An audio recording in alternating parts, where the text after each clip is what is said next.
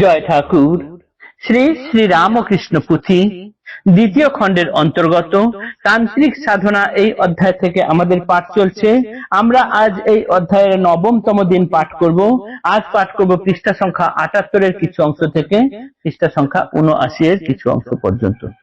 গত দিনের পাঠে আমরা দেখেছি ব্রাহ্মণী দ্বারা পণ্ডিত মহলে সভা ডেকে ঠাকুরকে অবতার ঘোষণা করা হয়েছে এবং তার মধ্যে সর্বজ্ঞ ব্যক্তি যিনি শাস্ত্রজ্ঞ পণ্ডিত, যিনি সত্য তত্ত্বান্বেষী, সেই বৈষ্ণবচরণ কর্তাভাজাদের প্রধান, তিনি যখন ঠাকুরকে অবতার বলে মেনে নিয়েছেন তখন আর অন্য কারোর কোনো রকম প্রতিবাদ করার সাহস হয়নি। সবাই সেটি ঠাকুরকে অবতার হিসেবে মেনে নিচ্ছেন এবং বৈষ্ণবচরণ নিজে দেখেছেন যে ঠাকুরের যা যা লক্ষণ দেখা গেছে সত্যিই তো এগুলি অবতারেরই লক্ষণ, বরং তার কাছে থাকলে সাধনায় দ্রুত ফল লাভ হবে। তাই তিনি সদল বলে মাঝে মাঝে ঠাকুরের কাছে আসতেন এবং এরপরে শুধুমাত্র মথুরের মণি কিছুমাত্র দোলায়মান ছিলেন। এই মথুরকে পরে ঠাকুর কিভাবে অন্য উপায়ে শিক্ষা দিয়েছেন সেটি আমরা পরে দেখব। আজ পাঠ করছি তার পরের অংশ। বিষণ্ণ মলিন ভারী করি শ্রীবয়ান, মথুর বিশ্বাসে কনে প্রভু ভগবান, বলো কি হইল মম হেতু নাহি জানি, ভাবের লক্ষণ ইহা বলেন ব্রাহ্মণী। ঠাকুরের গায়ে যে গাত্রদাহের ব্যাপার হয়েছিল, সবসময় জ্বালা করত, গলা অবধি জলে ডুবিয়ে থাকতেন, সেই গায়ের জ্বালা নিয়ে রয়েছে। আর মথুরকে গিয়ে ঠাকুর বলছেন যে বলো তো কি হলো, এটা আমার মন ভালো নেই একদম, কেন এরকম হলো? তখন ব্রাহ্মণী বললেন যে এটা ভাবের লক্ষণ। ঈশ্বরত্বে শ্রীপ্রভুর শাস্ত্রীয় নজির, আর এক সাধারণে করিল জাহির, গাত্রদাহ নিবারণে চেষ্টা নিরবধি, কত কবিরাজি তেল কতই ঔষধি, অদ্যাবধি দাহ ব্যাধি হইল না খুন, সবার হয়েছে শূন্য উপায়ের তুন, সাধিকা ব্রাহ্মণী তত্ত্ব কহিল সকলে, ঈশ্বর অনুরাগে দাহ ব্যাধি কে বা বলে, বিরহের দাহ ইহা শাস্ত্রে উল্লেখিত, মহাভাবে শ্রীরাধার শ্রীঅঙ্গে ফুটিত। একমাত্র ব্রাহ্মণই এই ঠাকুরকে দেখে বললেন এটি রোগ নয়, কিন্তু তার আগে ঠাকুরের এই গায়ের জ্বালা কমানোর জন্য নানান কবিরাজি ঔষধ ব্যবহার করা হয়েছে।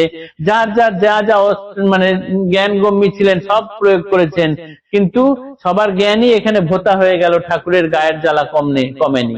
এইবার ব্রাহ্মণী বললেন তোমরা একে রোগ বলছো কেন? এটা তো মোটেই রোগ নয়, এটা হচ্ছে ভাবের লক্ষণ, এটা হচ্ছে বিরহের দহন।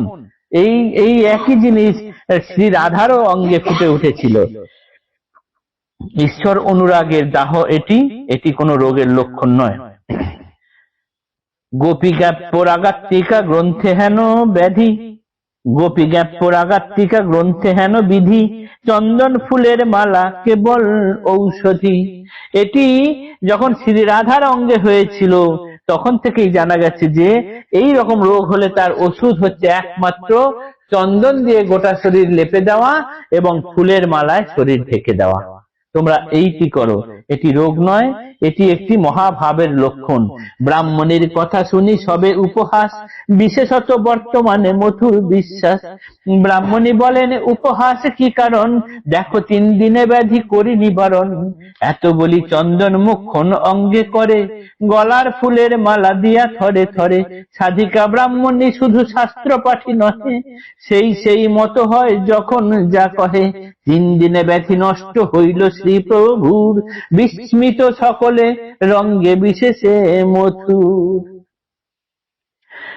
ব্রাহ্মণী যখন এই কথা বললেন যে দেখো এর আগে অনেক চেষ্টা করা হয়েছে, এ রোগ সারেনি, অনেক কবিরাজ এসেছেন ফিরে গেছেন, তখন ব্রাহ্মণী বললেন এই শিরাধারে এই একই চিহ্ন দেখা গেছিল, গোটা শরীরে চন্দন লেপো এবং ফুলের মালা দিয়ে ঢেকে দাও, দেখো এই রোগ সারে কিনা।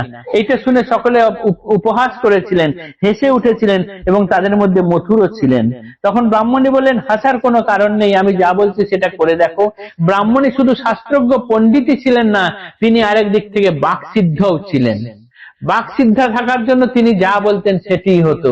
তার কথা অনুযায়ী ওই গোটা শরীর চন্দন দিয়ে লেপে দেওয়া হলো এবং গলায় গোটা শরীরে থরে থরে ফুলের মালা দিয়ে ঢেকে দেওয়া হলো, এবং সত্যি সত্যি দেখা গেল এতদিনে যে ফল হয়নি সেটি ফল হলো, ঠাকুরের গায়ের জ্বালা কমে গেল।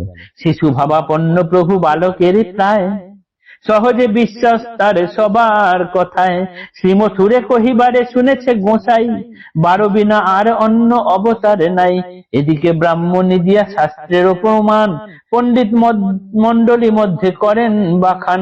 এত তেজে খণ্ডিতে শকতে নাহি কার, প্রভুদেব শাস্ত্র বলে অসংখ্য অবতার।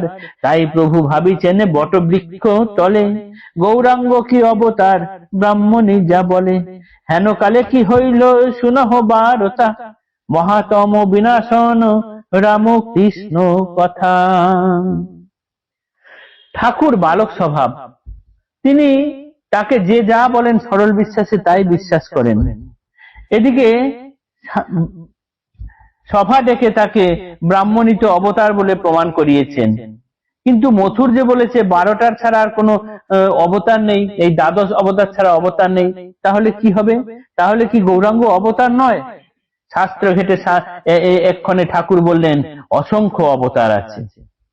তাই প্রভু বটবৃক্ষ তলে বসে ভাবতে থাকলেন এবং দেখালেন যে কি করে মথুরকে শিক্ষা দেওয়া যায়। হেন কালে কি হইল শুনহ বারতা, মহাতম বিনাশন রামকৃষ্ণ কথা। ঠাকুর এবার মথুরকে কি শিক্ষা দিলেন সেইটি এরপরে আমরা দেখব। আজকের পাঠ এতটুকুই থাকলো। জয় ঠাকুর, নমস্কার।